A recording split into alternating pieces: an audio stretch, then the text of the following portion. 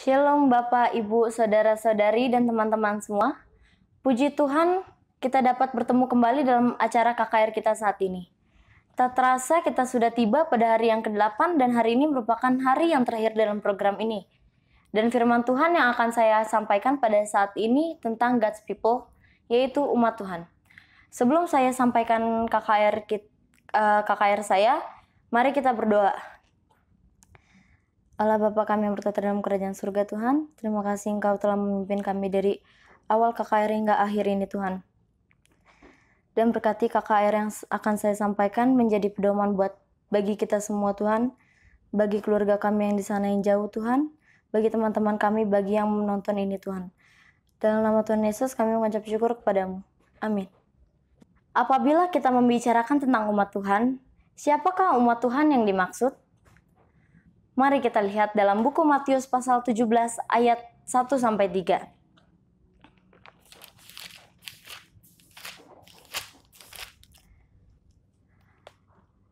Ayat 1, 6 hari kemudian Yesus membawa Petrus, Yakobus dan Yohanes saudaranya, dan bersama dengan mereka ia naik ke sebuah gunung yang tinggi. Di situ mereka sendiri saja. Ayat kedua, lalu Yesus berubah rupa di depan mata mereka. Wajahnya bercahaya seperti matahari dan pakaiannya menjadi putih bersinar seperti terang. Ayat ketiga, maka nampak kepada mereka Musa dan Elias sedang berbicara dengan dia. Dalam ayat di atas digambarkan, dan setelah 6 hari Yesus membawa Petrus, Yakobus dan Yohanes saudaranya dan membawa mereka ke gunung yang tinggi. Terdapat di Matius 17 ayat 1. 6 hari ini adalah hari-hari kesedihan dan kebingungan bagi para murid. Saat mereka melakukan perjalanan di sepanjang pantai Danau Galilea menuju kota di mana semua harapan mereka akan hancur. Mereka tidak berani memprotes dengan Kristus, tetapi dengan nada rendah, sedih mereka berbicara satu sama lain tentang apa yang akan terjadi di masa depan. Mereka tidak melepaskan semua harapan bahwa Kristus akan membuktikan kepada musuh-musuhnya bahwa dia adalah anak Allah. Karena setiap hari dia memberikan bukti keilahiannya. Malam menjelang saat guru memanggil 3 murid yang paling diandalkan dalam ujian dan percobaan, yang akan mengkomunikasikan terang yang diberikan kepada mereka kepada para murid yang ditinggalkan di kaki bukit, dan berjalan melintasi tempat terbuka lapangan ke pendakian. Gunung yang curam, Kristus dan murid-muridnya menghabiskan hari dalam perjalanan dan mengajar. Dan pendakian gunung menambah kelelahan mereka. Kristus hari itu telah mengangkat banyak beban dan pikiran dan tubuh banyak orang yang menderita. Dia telah mengirimkan sensasi hidup melalui bingkai yang lemah. Tetapi dia juga berbelas kasih dengan kemanusiaan. Dan dengan murid-muridnya, dia lelah setelah pendakiannya. Cahaya matahari terbenam masih tertinggal di puncak gunung, dan emas dengan kemuliaan memudar di jalan terjal yang mereka lalui. Tapi, tak lama kemudian cahaya redup dari bukit dan juga lembah. Matahari menghilang di balik ufuk barat. Dan para pengembara yang sendirian terbungkus dalam kegelapan malam. Kemuraman lingkungan mereka tampak selaras dengan kehidupan mereka yang menyedihkan, di mana awan berkumpul dan menebal. Para murid tidak berani bertanya kepada Kristus kemana ia pergi, atau untuk apa. Dia sedang menghabiskan sepanjang malam di gunung untuk berdoa. Dia yang tangannya membentuk gunung dan lembah merasa nyaman dengan alam dan menikmati ketenangannya. Para murid mengikuti kemana Kristus memimpin jalan, namun pikiran mereka bukanlah yang paling menyenangkan. Mengapa guru mereka harus memimpin mereka ke pendakian yang sulit ini ketika mereka lelah dan ketika dia juga membutuhkan istirahat? Sebenarnya kondisi mereka semua sangat lelah, tetapi tidak ada satupun yang berani menentang sang guru. Pada saat itu, Kristus memberitahu mereka bahwa mereka sekarang tidak boleh pergi lebih jauh. Orang yang berduka mencurahkan permohonan dengan tangisan yang kuat dan banyak air mata. Dia berdoa untuk murid-muridnya, dan pada awal mereka mempersatukan doa mereka dengan pengabdian yang tulus, tetapi meskipun roh mau, daging tetap lemah. Dengan kelelahan fisiknya, murid-murid ini pun tertidur. Sejenak mereka terjaga pada tengah malam dan setengah terbangun. Para murid mendengar suara doa yang sungguh-sungguh. Kemudian mereka tertidur lagi. Kristus terus berdoa, tidak hanya untuk murid-muridnya, tetapi untuk dirinya sendiri, agar dia diberikan kekuatan untuk konflik yang mengerikan itu. Dia mengetahui sifat dari pencobaan yang akan datang, dan beban doanya adalah agar dia dapat diberi kemuliaan yang dia miliki dengan Bapa sebelum dunia ada, agar kerajaannya dapat diungkapkan kepada mata manusia, dan agar para muridnya dapat diperkuat untuk melihatnya. Dia memohon agar mereka dapat menyaksikan perwujudan keilahiannya, yang akan menghibur mereka pada saat-saat penderitaan tertingginya dengan pengetahuan bahwa dia adalah anak yang pasti, dan bahwa kematiannya di kayu salib adalah bagian dari rencana penebusan. Dan saat dia berdoa, raut wajahnya berubah dan pakaiannya putih dan berkilau. Keilahian dari dalam berkelebatan melalui manusia dan memenuhi kemuliaan yang datang dari atas. Gerbang mutiara kota Allah terbuka dan kemegahan tahta abadi menyelimuti anak Allah dan Kristus disinari. Dia bangkit dari posisi sujudnya dan berdiri dalam keagungan seperti Tuhan. Para murid bangun dan melihat mereka tidak lagi bersujud tetapi bertahta di tengah kemuliaan surga. Wajahnya bersinar dengan cahaya surgawi dan banjir kemuliaan menutupi gunung itu. Berdiri di samping Kristus adalah dua makhluk mulia yang para murid kenali sebagai Musa dan Elia. Musa memegang baju batu di tangannya, berdiri di sebelah kanan Kristus, dan Elia di sebelah kirinya. Musa yang telah berbicara dengan Tuhan langsung dalam kegelapan tebal Sinai, dan Elia yang telah dipindahkan ke surga tanpa melihat kematian, berbicara dengan juru selamat yang dimuliakan sehubungan dengan penderitaan yang akan dia tanggung ke Yerusalem dan penyelesaian misinya. Dalam penjelasan roh nubuat di atas, dapat dilihat saat Yesus Kristus dipermuliakan oleh Bapaknya, murid-murid melihat Yesus Kristus sedang berbincang dengan Musa dan Elia. Musa dan Elia adalah perwakilan dua kelompok umat Tuhan yang masuk surga. Musa mewakili umat Tuhan yang mengalami kematian dan dibangkitkan dan dibawa masuk ke dalam surga. Sedangkan Elia mewakili umat Tuhan yang tidak mengalami kematian dan dibawa masuk ke dalam surga. Catatan tentang Musa, salah seorang umat Tuhan dapat dilihat dalam Keluaran 2 ayat 10 sampai 15. Keluaran 2 ayat 10. Mari buka Alkitab kita. Keluaran 2 ayat 10. Ketika anak itu telah besar, dibawanyalah kepada putri Firaun, yang mengangkatnya menjadi anaknya dan menamainya Musa, sebab katanya, karena akulah yang menariknya dari air. Keluaran 2 ayat 11. Pada waktu itu, ketika Musa telah dewasa, ia keluar mendapatkan saudara-saudaranya untuk melihat kerja paksa mereka. Lalu dilihatnyalah seorang Mesir memukul seorang Ibrani, seorang dari saudara-saudaranya itu.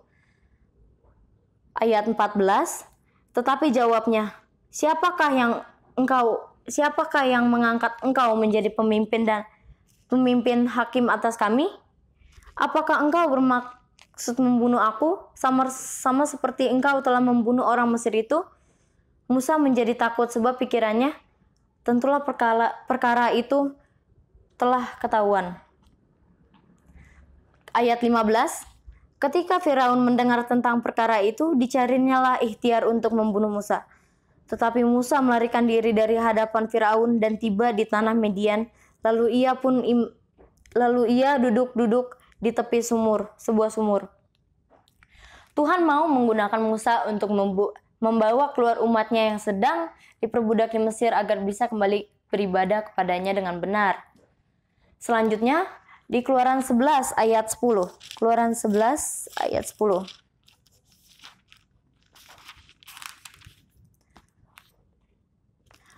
Bunyinya, Musa dan Harun telah melakukan segala mukjizat ini di depan Firaun.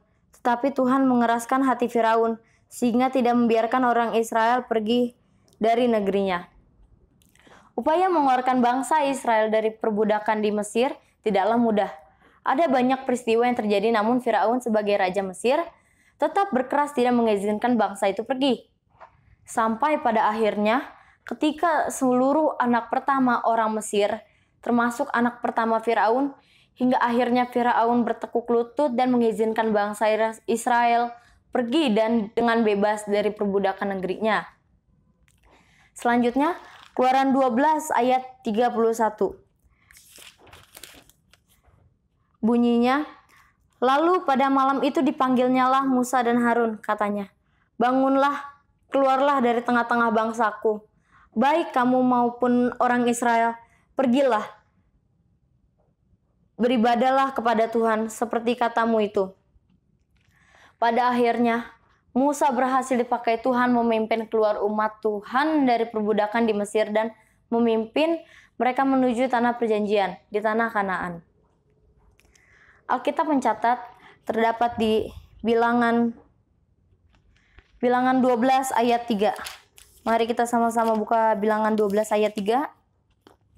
Bunyinya, adapun Musa ialah seorang yang sangat lembut hatinya, lebih dari setiap manusia yang di atas muka bumi. Musa, umat Tuhan ini, dalam perjalanan hidupnya bersama Tuhan berubah hidupnya menjadi seperti Tuhan inginkan. Di Ulangan 34 ayat 5. Mari kita sama-sama buka Ulangan 34 ayat 5. Bunyinya, lalu matilah Musa, hamba Tuhan itu, di sana di tanah Moab, sesuai dengan firman Tuhan. Ulangan 34 ayat 7. Bunyinya, Musa berumur 120 tahun. Ketika ia mati, matanya belum kabur dan kekuatannya belum hilang. Musa mati sebelum sempat masuk ke tanah perjanjian, tanah Kanaan. Inilah yang dimaksud dengan Musa mewakili kelompok umat Tuhan yang mengalami kematian dan akan dibagikan dan dibawa masuk ke dalam surga. Selanjutnya adalah catatan tentang Elia, salah seorang umat Tuhan. Terdapat di 1 Raja-Raja 17 ayat 1. Mari sama-sama kita buka 1 Raja-Raja 17 ayat 1.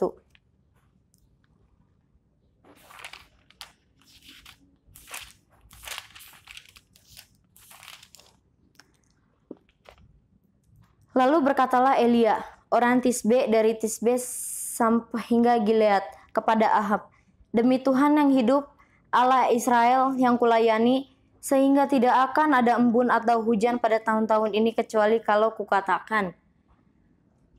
Catatan tentang Nabi Elia dimulai saat dia disuruh Tuhan menghadapi Raja Ahab yang murtad dari Tuhan dan menyembah dewa-dewa Baal.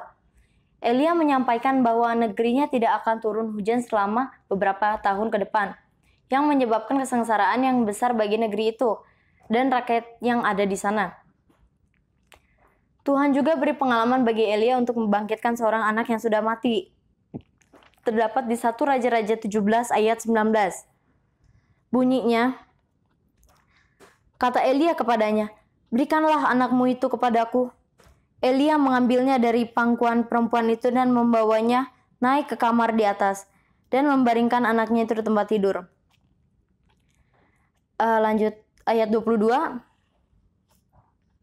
Tuhan mendengarkan permintaan Elia itu dan nyawa anak itu pulang ke tubuhnya sehingga ia hidup kembali. Tuhan gunakan Elia untuk menghadapi ratusan nabi-nabi palsu yang sudah menyesatkan umat-umat Tuhan.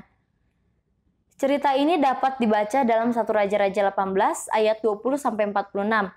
Di ayat 20 sampai 27, Elia memberikan nabi palsu memanggil dewa-dewa mereka dengan berbagai cara. 1 Raja-Raja 18 ayat 27 bunyinya, pada waktu tengah hari Elia mulai mengejek mereka. Katanya, panggillah lebih keras. Bukankah dia Allah?